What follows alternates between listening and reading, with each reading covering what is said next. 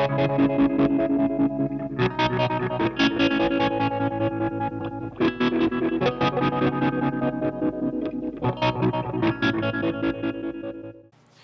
everyone. I've been buying some components from a eBay seller called Pedalhacker. His name's actually Mike, and with my last order we sparked up a bit of a conversation, and I suggested if you had some samples maybe that you want to send, and I'll do a bit of a video on it and show you guys what they look like in the flesh, and a small sample of some of the stuff that he actually sells on his eBay store. He's actually going to have a website. He mentioned he's working on having his own website for the component side of his business. I'll leave a link for that when it's up. I'll leave a link in the video. But for the moment, it's just the eBay store. But if you type in Pedalhacker in eBay, you'll see it come up, and have a look through some of his stuff. And personally, it's like a kid in a candy store with his website. He's got heaps of really interesting stuff. Some new old stock Germanium transistors, Germanium sets, Milertary, Spec, Resistors, old school diodes, Telefunken diodes, all that sort of stuff, black glass stuff. It's really interesting, some of the stuff that he's got, and I've got a few of those with me now. So we'll go through the box that he sent me, and we'll have a look at some of the stuff he's got that he's sent through. It's I find it all really quite interesting. It's going to be my honest opinion. I'm not going to I'm not going to color it in any way. He's not paying me for this. It's as this channel is. It's just my honest opinion about certain things, and that's the way that it is, and that's the way that it'll always be. So let's have a look at what he's got, what he sent in the box. Before we get into the box, just wanted to mention I'm always looking for new ideas for videos and guitar pedal related stuff. I'm obsessed, as you probably know if you're subscribed to my channel. If you supply something to the do-it-yourself guitar pedal community and you want me to do a video on your products, you can send them in. I just think this would be interesting stuff. You can send whatever you want. It doesn't have to be a product. It could just be something that you find interesting, something that you find useful with do-it-yourself guitar pedals. If you've got a kit, I can put it together and do a sound demo of it and things like that. I don't know how much time I'll get for this, but just send it in, and I'll at least show the product in a video. And it's kind of like a sort of like a mailbag sort of segment. But yeah, if you want to send it to Do-It-Yourself Guitar Pedals, PO Box 181, Park Orchards, Vic 3109, Australia. So obviously when you're dealing with a seller, it's nice to have a seller that's easy to deal with, and I'd just like to say that Mike was very easy to deal with. I've dealt with him a few times in the past, never had any problems. He's a friendly guy, and he's easy to talk to as well. So if it's something specific that you want, you can send him an email. He might be able to track it down for you if he doesn't have it on his eBay store. Just send him an email. It's pretty easy to deal with, like I said. I forgot to mention also that he does that Pedalhacker does mods. That's why his name's Pedalhacker. You'll see. I was just looking in his store then, and he's got a lot of the mods that he does, and I forgot to mention that. He's also got the Sprag orange drop capacitors and things like that. If you want to build an old school fuzz face, I know the Mad Bean layout for the fuzz face actually accommodates, and the Range Master accommodates for those larger capacitors. So yeah, he's got those. You can get them from him. So I actually ordered a whole bunch of OA126s from him because they're getting a little bit difficult to find. I just wanted to stock up so I didn't have to worry about it for probably for the rest of my life. So they're the Telefunken OA126s, and they're the black glass looking ones. And I know that the harmonic percolator calls for an OA126, but they're just a good general use sort of germanium transistor you can use whenever you need a germanium transistor for a fuzz pedal. You can use an OA126. They look cool, they sound good, so why not? So the next one that's probably the close cousin to the OA126 is the OA128. I'm going to zoom the camera in as I show you each one of these components, sort of get it into macro mode so you can actually see them a little bit close up. So this is the OA128, and it's actually the silicon, I suppose, cousin of the OA126. I've tested them, and they've got a similar voltage drop to a 1N4148. So if you want to use something with a bit more sort of mojo than an OA1, than a 1N1, 1N4148, then the OA128 could be a good substitute for that. They look pretty much the same as the OA126s, the black glass diode. So this is the 1N34A, and I've bought these before, probably the modern version, I guess, of these, and yeah, they don't look like these. These are the Telefunken 1N34A. Again, if there's errors with what I'm saying here about this stuff, please feel free to let me know. I don't have a deep history of components and the history of components. Wish I did, but I don't. But yeah, I can just go from my personal experience. And the IN34As that I bought off eBay don't look quite the same. They've got green bands on them and things like that. So I'm assuming that they're made by probably a different company, whereas these are new old stock, so they must be from the past of some point in time and not manufactured recently. These are the 1N695s, and the manufacturer code that Mike's put on the sheet is IDC, but I'm not quite sure who that is.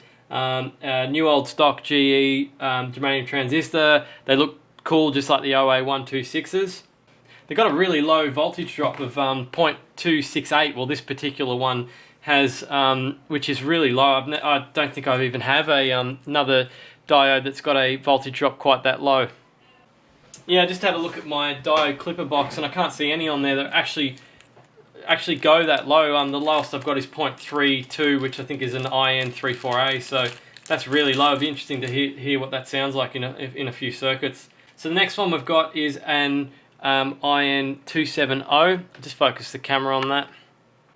These are the manufacturer. These are ITT. Again, I'm not quite sure who that manufacturer is. And they're new old stock germanium diodes. I'll just measure the forward voltage on that. So these ones have even slightly less than the last ones. Actually, the voltage drop at 0.269, so it's super low. It'd be interesting to hear these actually in a circuit. Actually, I might have to do a sound comparison. I don't think I've got any other diodes that are quite that low. This one's a voltage rectifier diode, and I know you're probably sort of going, God, how many diodes can we go through here? There's an absolute this is nothing compared to what he's actually got on his eBay store as well. There's an absolute ton of them on there. This is a rectifier diode, an ISS-133. I don't know if that means anything to you. I've never seen them before, so it doesn't really mean much to me either. But yeah, if you're after that diode, he's got them too. And then the last of the diodes is an OA95. So it's another Telefunken diode, and it kind of looks like the IN34A. I don't know if it's just because I've never actually physically looked at one of these before, or this particular diode has very clear glass or something. But I've just noticed that you can actually see the PN junction inside. It kind of looks like a filament for a light bulb. I've never noticed that on a diode before. But it's clearly visible in this thing. You can see it in the middle there. We'll have a look at what the forward voltage drop. This one's a new old stock Telefunken germanium. I can't remember if I said that or not, but yeah, that's what it is. And the forward voltage drop on that one is 0.4 volts. Not like it really means much if it's one way or the other, but it's just interesting to know what sort of voltage drop, whether it's high voltage drop or low voltage drop, because some circuits like low voltage drop, some like high from my experience, what I've seen. These resistors are Vashay, I think the brand's called Vashay Dale or something like that. I've seen that name around quite a bit. It's a respectable component manufacturer, I believe. And their military spec low noise metal film is what Mike's written on the notes. I've never even seen a component like this before. Again, like I said, I'm limited with my experience with components. That little one's actually an 1/8 of a watt, and the bigger ones are 1/2 a watt. And I can tell you, the first thing I noticed is how thick those leads are. They're just chunky as. Actually, I'll get a Tater, your standard sort of resistor that you'd get from a online store, and I'll just show you the difference with the diameter of the leads. just going to have to hold these because the camera's not really focusing too well at the moment. But yeah, you can see the bottom one is I think like a Tadar or Futurelec resistor, and the leads are like half the size of the Milertary Spec one. They're just chunky as. Yeah, which is good for, you know, soldering onto LEDs and stuff. I don't know, they snap, these little leads snap all the time on LEDs. Yeah, it's just interesting to see the difference. And next we'll just look at the germanium transistors that he sent. Some are familiar and some aren't familiar. Some I've seen before. Some I've done actually sound demos on too. But this is what he sent me. This is actually a cool idea. I've never really thought of this. It's basically just a piece of corrugated iron, and he's sort of cut a slice off the top, and then just put them into the corrugated iron and put notes on the corrugated iron. I thought that was a pretty cool idea. So on the left, the first pair we've got is a AC125K, and you would have heard me talk about these in the past and how I actually like these. They've got a bit of a bright top end. I'll leave a link in this video to the comparison that I did between the AC125 and the GT108V in a range master, and you'll hear the difference between the GT108V and the AC125K. And some people go for the AC and some people go for the GT, but that's just the thing with transistors. You know, they've all got their own sort of unique sound, so finding one that you like, you know, like amongst what's available is part of the fun, I guess you'd say. And the next you've got the AC128, which is another popular, slightly more, usually what I've seen online is slightly more expensive than the AC125. I don't notice a huge amount of difference between these two. And actually, while I'm just talking about differences, I forgot to mention, I'm going to have to see how I go for time, but I might actually do a fuzz face demo, fuzz face comparison between all these germanium transistors so you can hear what they sound like. And I mean, if you want one, you can just order it straight off mic as well. You can order whichever one you think sounds the best. But the thing with that sort of a sound demo, I'm a little bit worried that you know, like, because you got to bias the circuit correctly, and you know there's a few variables involved. So I don't want to make a good transistor not sound as good as it should. It's basically what I'm getting at. But I might still do it anyway because I think it's going to be an interesting video. And then next we've got CV5416, which is the equivalent of an OC84. I have no idea what that is, whether it's Russian or what a CV is. I've never seen them before. And then next we've got ASX12D, which he's got equals NKT275, which is, correct me if I'm wrong, I think that's the original fuzz face transistor. So he's just basically saying it's the equivalent of the original fuzz face transistor. I'm not sure how if he means that's what he thinks they sound like, or whether they're the equivalent, or you know, like another manufacturer's picked up later in time. They've picked up and started making an equivalent of the NKT275, if that makes sense. And then next you've got GT looks like GT2308, which is a Russian, and on the actual transistor it's got IT2308, as Russians tend to do with the G's and the I's.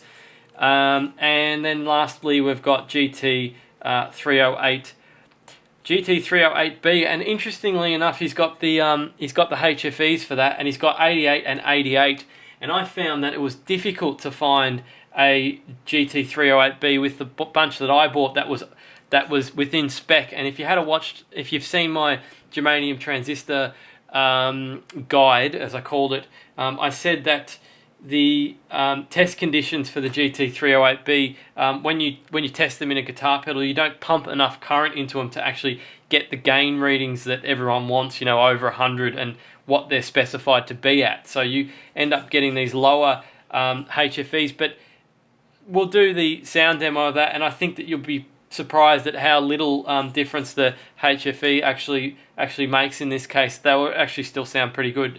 If I had to get from what I've tested in the past, they sound pretty good anyway.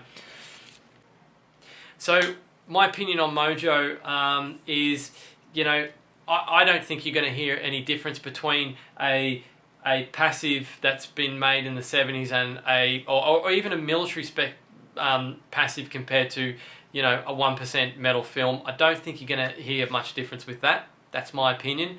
But I see the advantages of this military spec and new old stock stuff is that they are really made to last. They are just, it's difficult to explain until you actually have it in your hands how they actually feel. They're just so robust. They feel robust. They've got the thicker diameter leads on them. They look cool as well. And if you build to sell, you know, you can get a few buzzwords for your listing with this sort of stuff, if you know what I mean. I mean, guitarists like this sort of stuff, and you know, the customer gets what the customer wants. So if you need the new old stock components, he's got plenty of that sort of stuff. Or if you're just building, you know, you want to build a Mojo pedal just for the hell of it, you know, just for something different, then yeah, you can get that stuff from him too. The diodes sound good. I haven't heard a new old stock diode that I haven't liked. They all sound good, and they've got the same benefits with the aesthetics and the leads, the strong leads, and yeah, the low voltage drop as well on a few of those were just less than anything that I've ever measured. At least I haven't measured one that's been that low before.